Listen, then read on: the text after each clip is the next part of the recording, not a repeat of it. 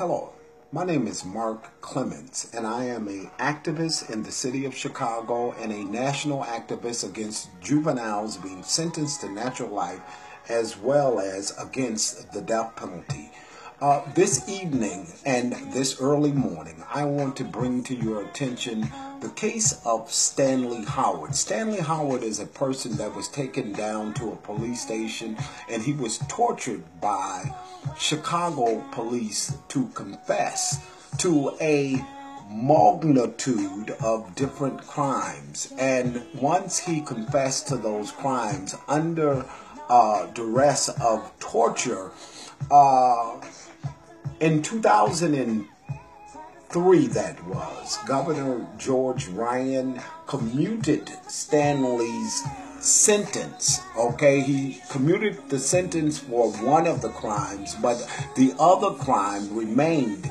George Ryan, he left instructions for the next governor who was taking over in office for them to seriously consider Stanley Howard's claim of innocence even in the next case, but that was not really done under the governor of Rob Pogorich.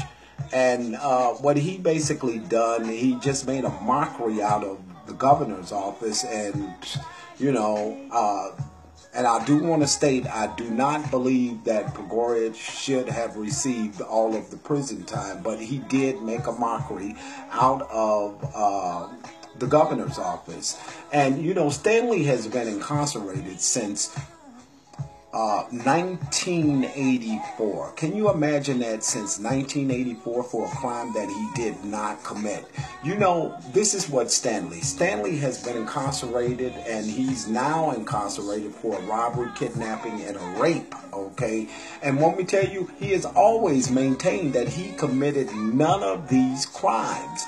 And what the city of Chicago has just basically gotten away with is just a systematic history of tortures occurring to black and brown people across the city of Chicago. Well, Stanley called his father, and when he called his father, he told his father that he was at Area 2 Violent Crimes and that he was being held there at Area 2 and that the detectives were killing him. In other words, they're beating him, they're torturing him because they want him to talk. And this is what took place in the 1980s and 1990s and early 2000s inside of our police stations before the interrogations would become videotaped. Well, his father immediately called the Office of Professional Standards, which is known as OPS, and the FBI. Both agencies failed Stanley. Both of these agencies have failed children such as Carl Williams, who was just 17 years old and taken to a police station and tortured. So, what we must do as a people is understand our history here. Stanley is someone that was legally lynched by our criminal court system. Now, how do we unlegally lynch him from the system? That means that we're going to have to fight. That means that we're going to have to use our voices as tools against the system. We know that tortures occurred in the city of Chicago and that it occurred to much as over 200 African American and Latinos under Jon Byrne alone. There's many different scandals of police torture that have occurred in the city of Chicago, but we're speaking of Jon Byrne and his tortures. And what I'm asking you is throughout this week that you fly the hashtag Free Stanley Howard.